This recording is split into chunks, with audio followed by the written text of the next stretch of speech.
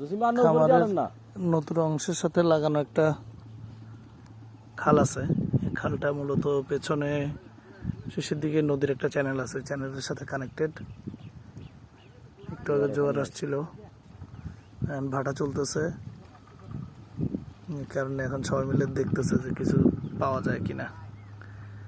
আর এটার পাশাপাশি আমরা এখানে জোয়ার পানি ঢুকানোর জন্য নতুন একটা পাইপ সিস্টেম করতেছি।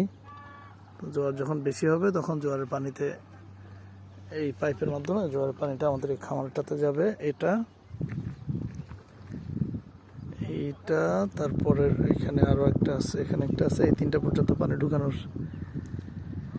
চিন্তা ভাবনা আছে আমাদের। এটা শুধু এই অংশে থাকবে, এটা এই পাশের আমাদের পুরান খামারের সাথে মিশবে না।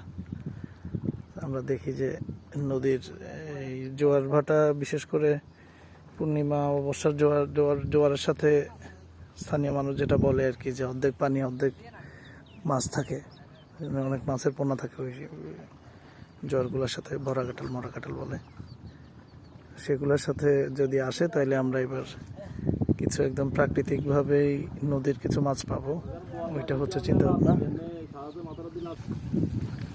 দেখি আমাদের নদীর কি মাছ। আসসালামু আলাইকুম, কি অবস্থা ভাইয়া?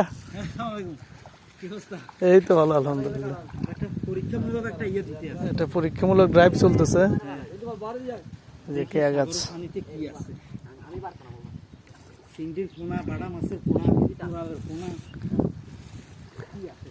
কেয়া গাছে আটকে গেছে জাল। গেছে না গেছে না গেছে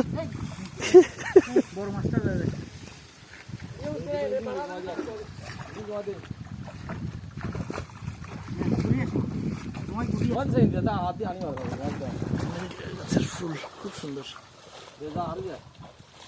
ফালান মাছের পোনাস, বাড়া মাছের পোনা আসছে। ও ভালো সাইজের একটা কাঁকড়া আসছে। চিংড়ি, এই চিংড়ি দেখা যাচ্ছে।